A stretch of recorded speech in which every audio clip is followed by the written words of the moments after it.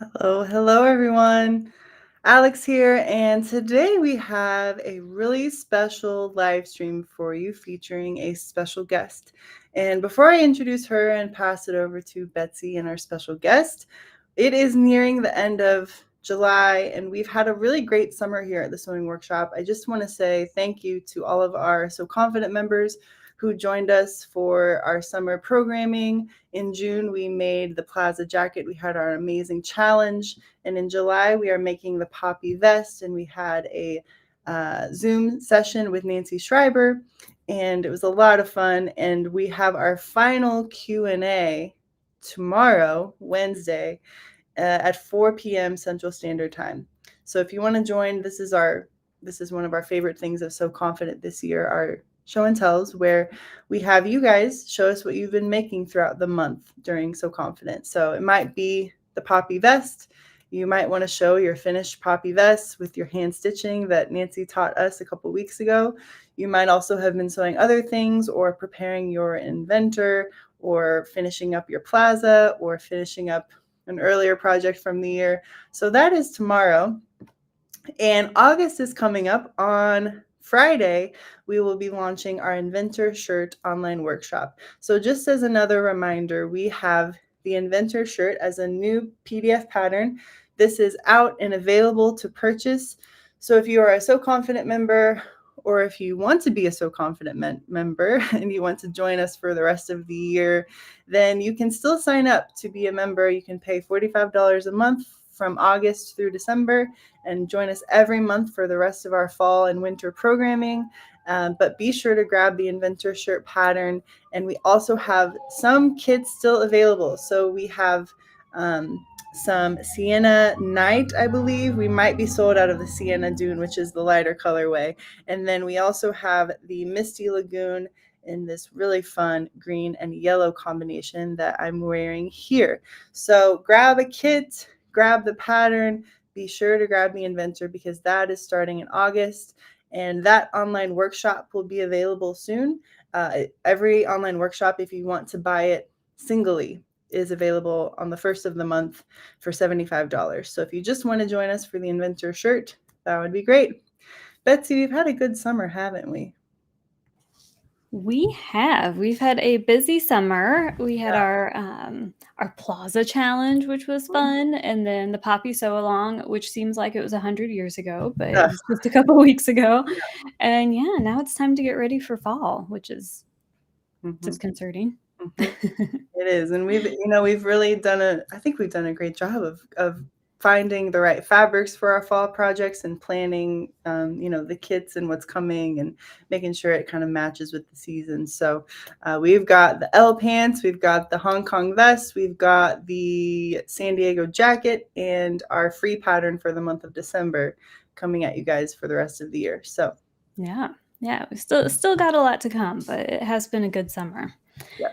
So yeah, but speaking of wonderful fabrics, and kind of for the fall, but really kind of transition fabrics, today we are going to talk about a line of fabrics made by my friend, Kim Eichler-Messmer. And she is a wonderful artist.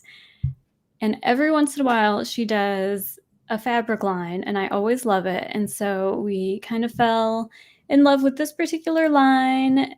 We just thought it was great for garments. And so we thought we would have her come on the live stream and share with you a little bit about her work, which is incredible. So Love it. Take it away. Yeah. So hello, Kim. Hi, Betsy. Thanks so much for coming. Thanks for having me. So I've known Kim for a long time. We met at a Modern Quilt Guild meeting, and she was presenting her work at the time, and I was like, this is amazing. And we've been friends ever since, really. Yeah. It's true. Yeah, a long time. So before we get into the slideshow of Kim's incredible work, do you want to tell us a little bit about how you got started, like, as a textile artist? Yeah, sure.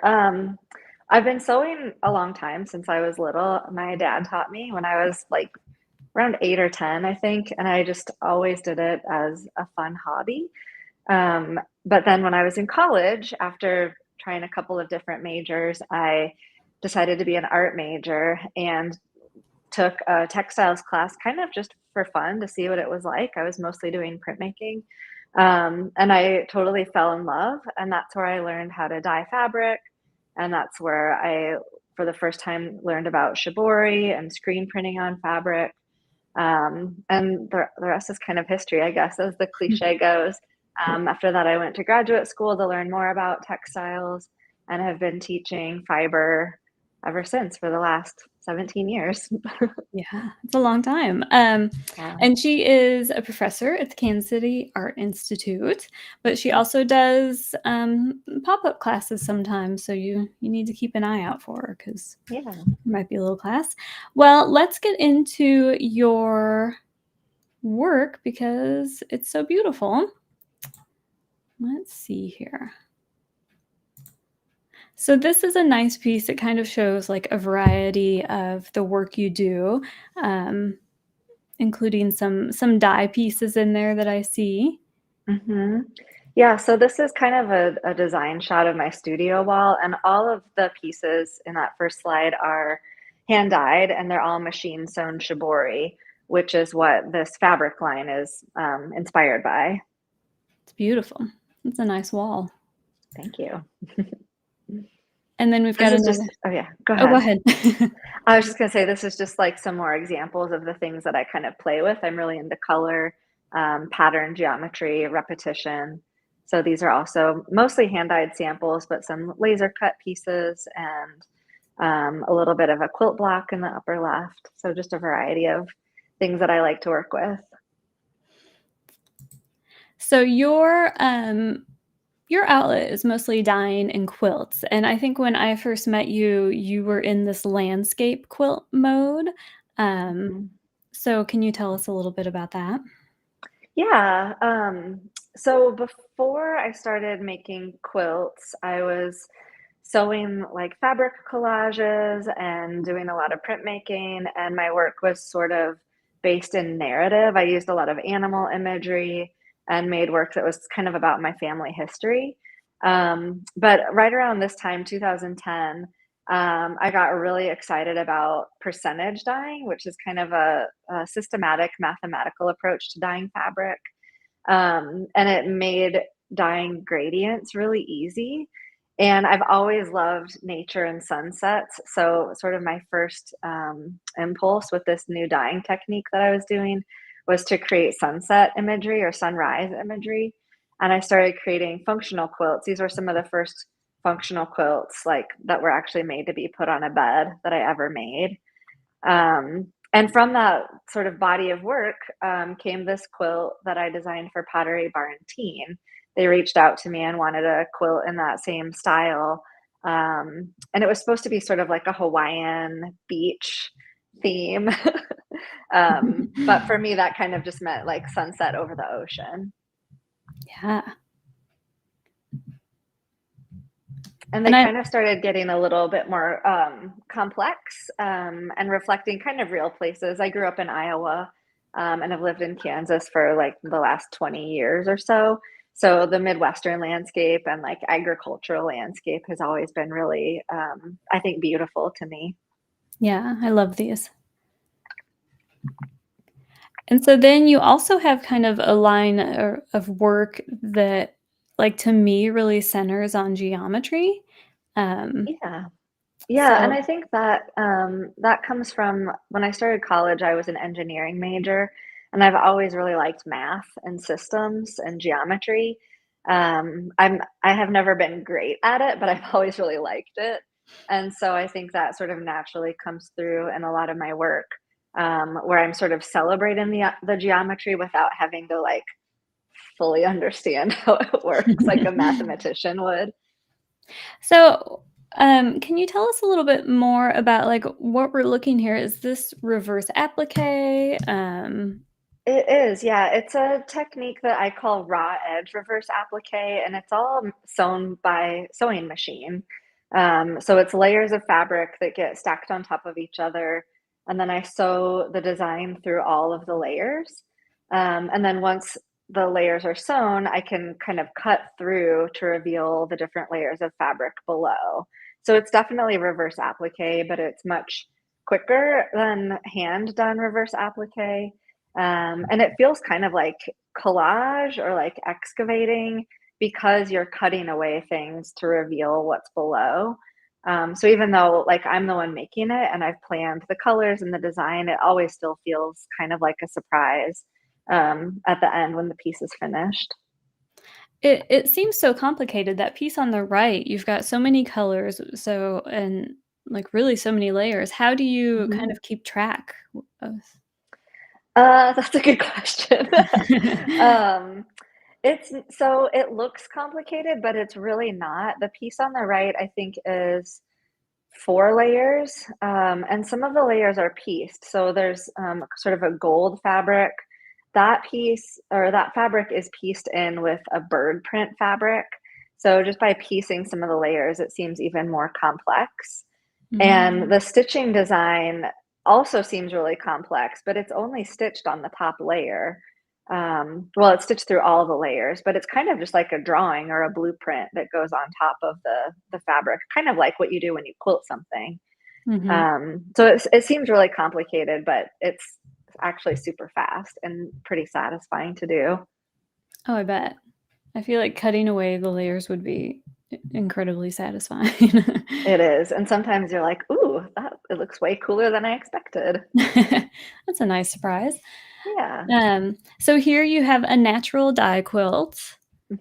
Yeah, so in about 24 I had always used synthetic dyes, but in about 2013 or 14, I started learning about natural dyes, which are from plants, mostly plants and minerals, but there's a couple of insects that natural dyers use.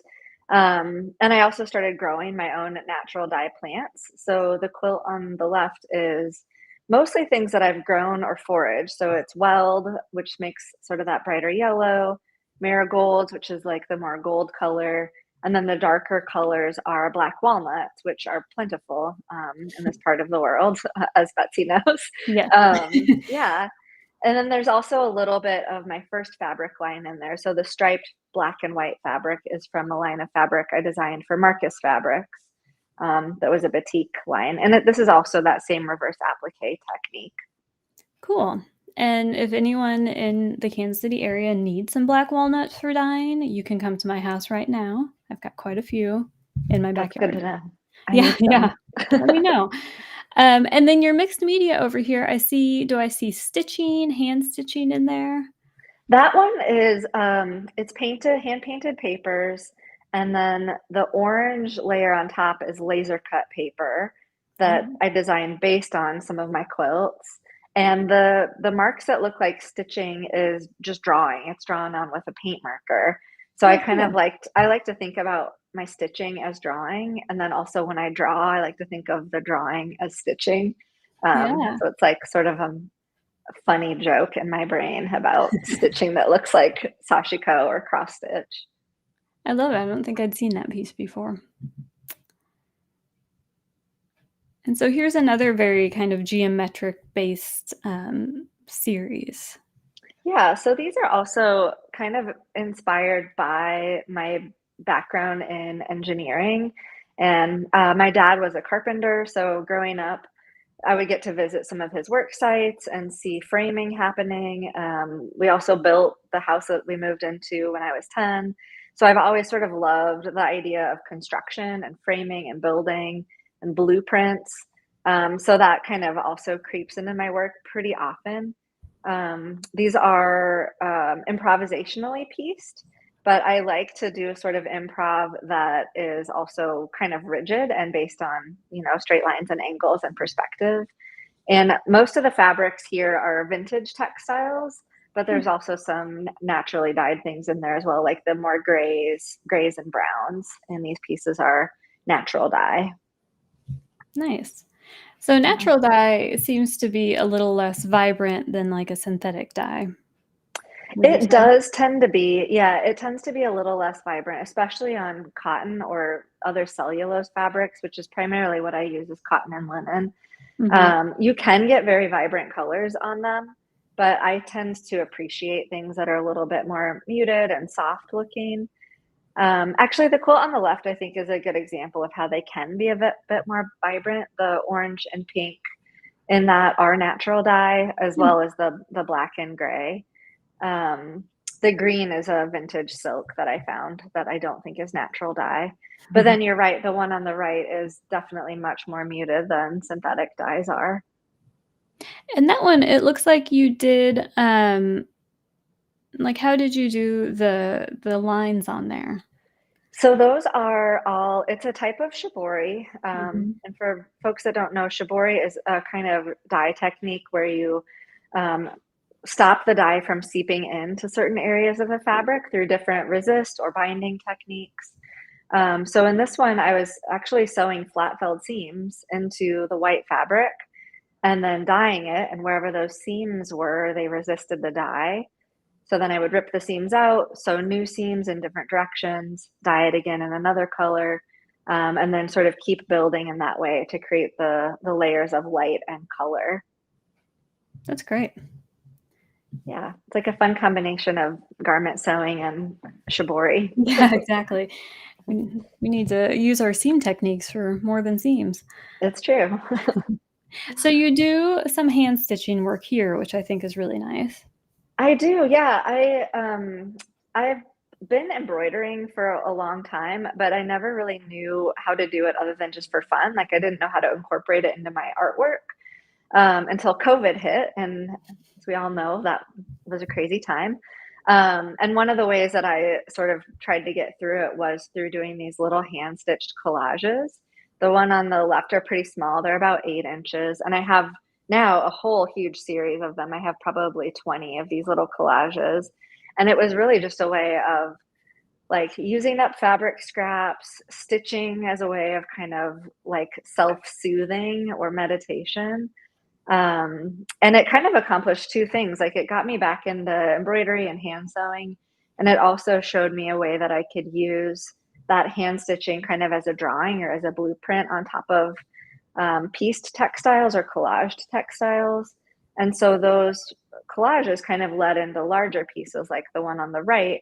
And I also then began doing more hand stitching on my quilts.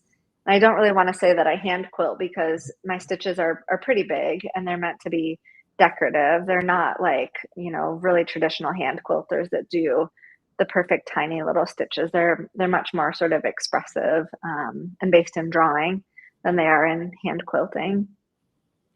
These are really interesting, and I think particularly for us because we have a project that we do different workshops for, and it's called the Fractured Jacket. And Mhm. it's similar in that we take different pieces of fabric and do hand stitching to make really artistic garments. These are really beautiful. Ladies in the audience, if you're coming to a Fractured Jacket workshop, take a note of these two images because I think it's really inspiring for that. Thanks. Also, I should point out the one on the right is made from a bunch of garment scraps. Hmm. So all of the curves are like from where I've cut sleeves out or, pockets or whatever. So they're kind of scraps left over from making things. Oh, that's great.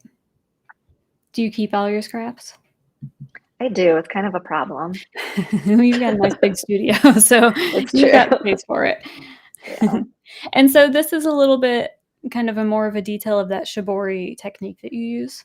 Yes, exactly. So on the left, you can see I usually start with small-ish pieces of fabric when I'm testing out designs and colors. So these are all like 10-inch squares that get folded up into little bundles, kind of origami style. And then I stitch on them with my sewing machine. Those were then put in a chemical that takes dye out of fabric that's similar to bleach, but textile artists use it because it's a lot safer on your fabric than bleach is. So wherever the dark lines are on the image on the right is where the stitching was. You can kind of see how some layers, stay a lot darker. Some areas get more access to the chemical. So there's kind of like there's a certain level of planning that you can do, but there's also like a level of kind of mystery that comes through in these that I really love. Mm-hmm. And this is the exact technique that I used for the line of fabric that we're going to be talking about. But instead of doing a subtractive process, taking the dye out, I was adding indigo dye into the fabric. Okay. So that brings us to Yeah, that's what these are. fabric. That was too fast. Yeah. Yeah, so the pieces on the left are like the original samples that I dyed to create this line of fabric. And then on the right, you can see the 3 different colorways that I ended up going with and how the design sort of worked in a repeat pattern. Is it difficult to put something that is not symmetrical? I mean, I guess the pieces we're looking at are surprisingly symmetrical, but I wouldn't think that Shibori was easy to repeat. Did you find that, or did you have Um, to tussle with it a bit? I had to tussle with it a little bit through like reflection and rotation. It's a little easier to repeat things. Mm-hmm. So I did a lot of reflection, especially in the repeating modes that I was working on. And some of the designs, once they were put into repeat, like didn't really work. So it was kind of a back and forth of dyeing new samples and then scanning them and playing around with them in Photoshop to create repeats that were exciting. How many samples do you think you made to come up with the whole line? Oh gosh. I tend to do a ton of samples when I'm starting just because there is that level of mystery and I'm never really sure what's going to work. So I probably started with like 20 to 30 of those small squares. And then out of those, maybe only half were interesting. And then maybe only half of those were interesting when I started putting them in repeats. And I think I had to go back like maybe 2 more times and dye more swatches. So I probably ended up with like, I don't know, 40 to 50 little squares of fabric Wow, that I was working from. that's fun, but because you just never know what's going to happen with it. Yeah, you never know. You kind of just have to like stay open and problem solve. And that's part of the fun for me. Flexibility. Exactly. Yeah. So this is a quilt pattern that uses that Shibori fabric, and we're going to go through each of our prints later. But for our quilters out there, it is available for free. Yes, it is. And it's on my website for free. And I think it might still be on the Paintbrush Studios website. Okay. And you designed this quilt? I did. Yeah, I designed that quilt to utilize all 3 of the colorways. Cool. Yeah. Let's see, we've got some other quilts to look at, some more natural dye. And so is this more of the resist process you use? It is, yeah. These are the same resist process using mostly flat felled seams, but a couple of other like clamping techniques mixed in. The one on the left is using indigo and black walnuts again, and the one on the right is also indigo and black walnuts. But the band in the middle, that's a little bit more of a chocolatey brown, is another kind of dye that's called kutch. That's one of my favorites because it can be like sort of a nice khaki tan or like a really rich chocolatey brown, or if you mix it with iron, you can get more black, like sort of blackish brown colors. And I really love neutrals, and brown is one of my favorite colors. So yeah, I think that's a good dye. Nice.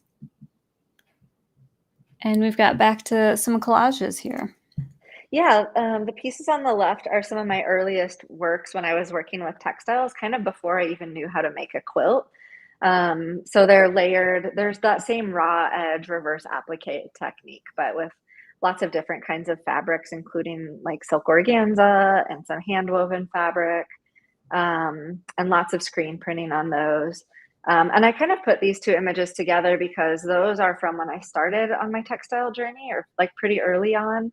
And then the one on the right is one of my newer quilts. And I think for me, it's just interesting to kind of look back at my really early work and see how a lot of those ideas of like layering and geometry and like messiness next to crispness are still happening, but kind of in a totally different format. So the one on the right is all pieced, it's patchwork, there's no raw edges. And it was also there was some shibori techniques done on that to discharge the dye and then to over dye. And I think there might have been a question in the chat about the chemical that I use to take dye out, and it's called thiox.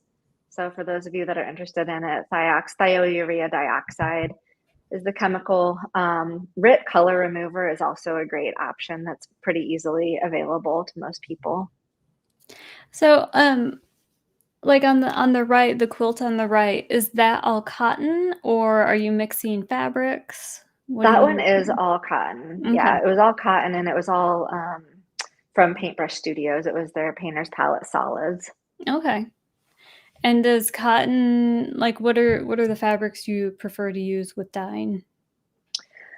It kind of depends on what kind of project I'm doing. If I'm making a quilt, I prefer to usually use cotton and or cotton linen blends or linen. When I'm doing more like hand stitched pieces or hand stitched collages, I'll use a wider variety of things, including like silk organza, wool, hemp, things that have more texture and more like variation in their reflective qualities. But it's because it's a lot easier to work with those when you're hand sewing versus like, to me, versus piecing with things that are kind of wiggly or thick. Mm-hmm. Now these two pieces, we've got a mixed media on the left. Is that more painting? It is, yeah. It's similar to the previous one that we showed. So it's hand painted papers, collaged, and then drawn on top of with paint markers. Cool. Yeah. Yeah, beautiful. And what do we have here? So this is some of my newer work. It is a hand painted hemp quilt. So it's a whole cloth quilt. It's pretty big. I can't remember the exact measurements, but I think it's around like 40 inches by 60 inches. So all of the color and all of the imagery was hand painted with thickened dyes and resists. And I'm still actually working on this piece. It's not finished yet, but you can kind of see in the detail on the right that I'm adding lots of hand stitching. There's sequins, there's beads, there's shisha mirrors. So I'm trying to like really heavily embellish and kind of push how I think about hand quilting. That's great. So I don't feel like you've done like the hand painting before. Is that new for you? I have been teaching it for a long time and I love it. I love doing it, but it hasn't really found its way into my work yet, other than in like small, maybe I'll paint some stripes or something simple and geometric that'll get pieced into something. But this is really the first time that I'm using the painting to create the imagery first instead of piecing it. Cool.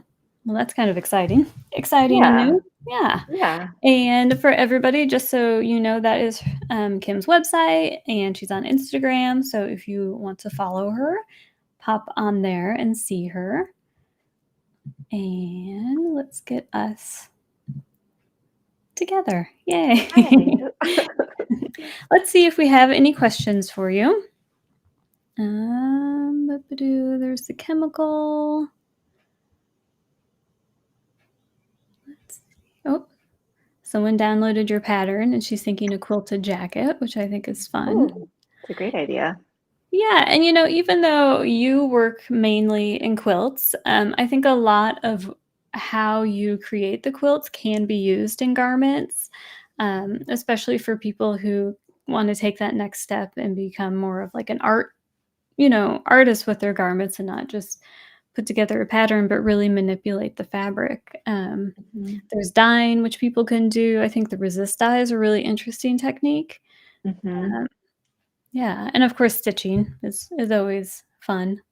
Yeah, and that's an easy one too, I think, for garment sewers to get into because there's such a low entry barrier to stitching. You already know how to stitch. Yeah, It's just about playing with threads and maybe some different stitches. yeah. But I think we can definitely take things from what you've been working with and think about it within the realm of garment sewing. One thing I've always wanted to do is take your dye class, and I've never gotten a chance to do it. So Oh, maybe we can put together a garment dye class and have people come and yeah, learn how to dye, and then we can make some that stuff sounds out of it. awesome. Yeah, and you can dye garments after they're sewn or dye the fabric first and then sew it Yeah, into something. Yeah. yeah. I think that would be fun. I agree. Well, thank you so much for sharing your work. I'm going to give you a break since you had to talk that whole time, and we're going to talk about our shirt that we made with your beautiful fabric, and then I might bring you back on for more questions or to talk about the fabric prints, if that's okay. Sounds great. Perfect. Okay, so I used Kim's Shibori dye line to make a trio top. I'm gonna bring it over here. I used 2 of her fabric prints, and then I also made use of her incredibly beautiful selvage, which you can see there. But let me show you the trio top in a better way so that you can see it. So the trio top is a button-down shirt. It's got a nice little collar and stand, although I did not use the collar part on mine. I just used the stand as an easy way to shake it up a little bit. It's an easy fit because it's pretty loose fitting, so you're not really worried about a lot of really in-depth fitting. You kind of wear it as a jacket situation or over another shirt. You can wear it on its own. It's pretty. It's kind of like that third layer piece that you want to have hanging around. It's got a really wonderful back yoke, and you can see at the bottom there's a little gather at the bottom of the yoke, and it just adds a nice little detail. And then it does have a small little collar and neckband and an 8-button closure.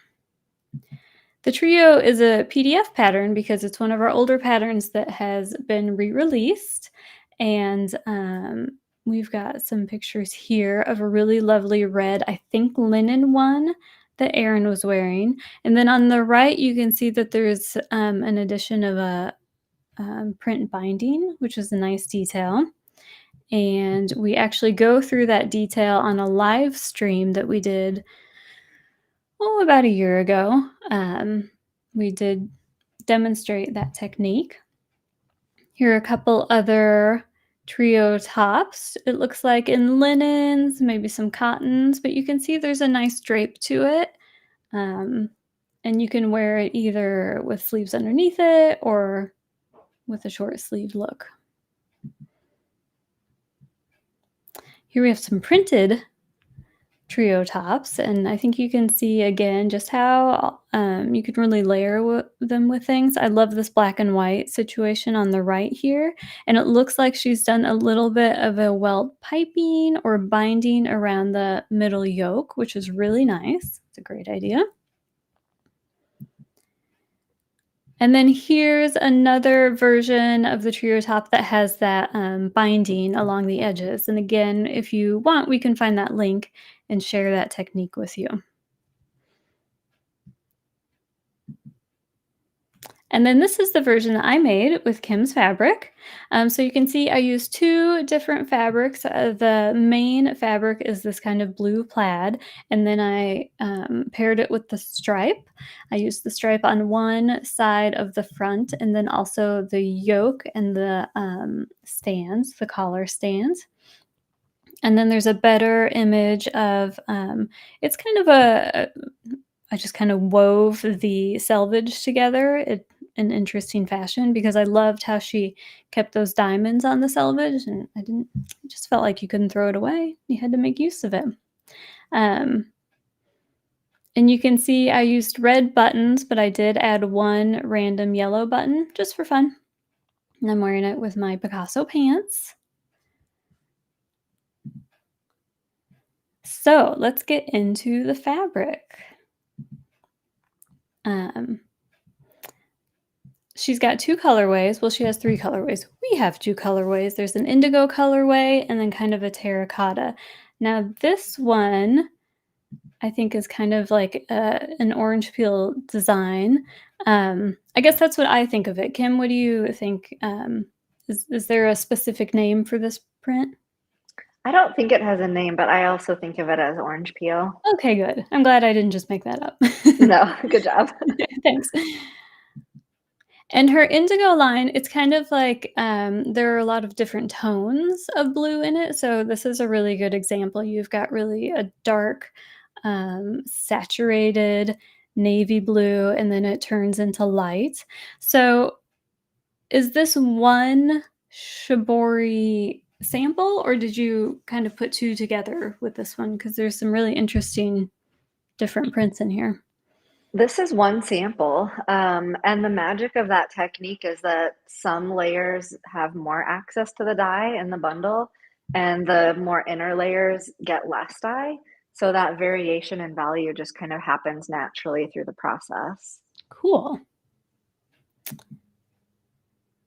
And then dots. How do you do a round? That seems fascinating.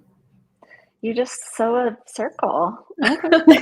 You know how to sew a circle. I do know how to sew a circle. It seems, I think, like when you don't do it, it seems like magic. So I'm like, how did you make that happen? But yeah, no, not magic, just a circle. Okay, great. This I think is a really interesting one because it's super detailed. And again, it's kind of that darker tone, so it's got more saturation in it. Can I say something about that last one? Yeah. I think your garment people might be interested in how this pattern was made. I used a smocking pleater. If anybody has a smocking pleater, they're amazing for shibori. So it just creates parallel rows of running stitches. It makes the shibori process really easy. Cool. I feel like I've seen a smocking pleater on Instagram being demonstrated, and it looked really fun. They're really fun. They're super cool. Yeah. So this is the plaid that I used for my top. Again, it's got like the really saturated sections and then lighter and white. And I love a plaid, so I went straight for it. And then I paired it with this stripe, which is it's kind of a grayer blue, but I think that the tonal quality of the prints, they can all go together. So you can mix and match as you will. And then we have the second colorway, which I think is kind of like a terracotta, kind of earthy orange. And we've got a beautiful square print, which is really nice. The pleat stripe is also in this colorway. And so some things you could do like the same print but different colorways. There are a lot of really different interesting options that you could do. This is a different plaid. It's kind of a skinnier line. There's that diamond. And then here's just kind of an overview. So you can really get a sense of how the fabrics work together. I think you could really do some interesting mix and match with them, whether it's in the trio or a different garment. Alex, do we have any questions?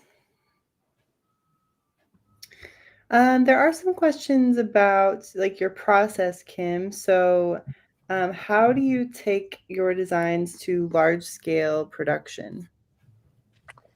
So there's kind of lots of different ways that fabric designers do this, but the way I usually do it, because I'm starting with my own hand-dyed fabrics, is that I'll photograph the actual dyed fabrics or scan them into my computer. And then I start playing with them in Photoshop to adjust the color a little bit or the contrast and try out different repeat modes. And then once I'm sort of happy with the repeat and the color, I send them off to Paintbrush Studios, and they do the rest of the magic of printing them on fabric. So I just have to send them kind of the digital designs, and then they take care of the rest. And what is the product that you use to actually remove the color from fabric? So for synthetic dyes, it's called Thiox, and it's Thiox is how you spell it. If you go to any dye supplier website, like Dharma Trading Company is a good one, or Pro Chemical and Dye is another dye house. They sell this special chemical. It's pretty easy to find on those websites. And they also usually have good recipes and instructions for using it. With natural dye, it's kind of magical. You can use lemon juice to take the color out because natural dyes are really sensitive to strong acids, which is not so great if you're wearing naturally dyed things and you spill, lemonade on you, but it's nice from an artistic standpoint. And then, laundering these fabrics, maybe that means more so the ones you're dyeing, but the ones that we have in stock that are printed are 100% cotton. Those might be cared for differently than your dyed fabrics at home, but how are you laundering things? Yeah, you're right. There's a big difference between laundering hand-dyed things, especially naturally dyed things, compared to commercially printed things. So all of the fabrics that you all have from Paintbrush Studios they're machine washable. I suggest washing them on cold and either line drying or tumble dry low just to preserve the color for as long as possible. But for hand-dyed things, I tend to only wash by hand with like a pH neutral soap. And then I think we have a question based on one of your multimedia art pieces. How did you adhere the painted circles to the fabric? So those pieces, those mixed media are all paper. There's no fabric in them. So it's just like layers of paper that are kind of glued on top of each other. And I just use super fancy Elmer's glue for that. That's what I learned how to use in college. It's archival, it's really inexpensive, and it works really well for collages.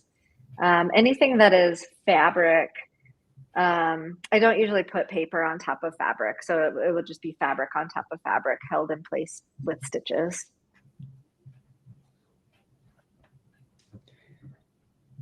Okay, lots of great comments, Kim. People are loving thinking about your techniques in garments and also just seeing your work. So inspiring. So thank you. Thanks. Thank you. I did want to say that the weight of the fabric that we have, it's like a medium quilting cotton weight.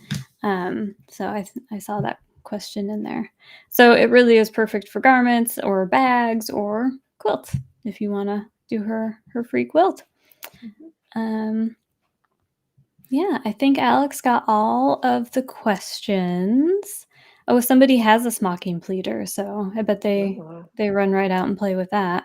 I do suggest to look it up online because it is incredible to watch it work. Well, thank you so much, Kim. I really appreciate you coming on and sharing your work, and thanks for making such a beautiful line of fabric. Now I've got a shirt that I'll think of you when I wear it. Yeah, I love that shirt. I can't wait to see it on you in real life. I'll bring it. I'll wear it next time we get together. Okay. Thank you so much. Thanks. And thanks to everybody who tuned in today. We appreciate you, and we will see you next Tuesday with lots of new fun sewing inspiration. Thanks so much.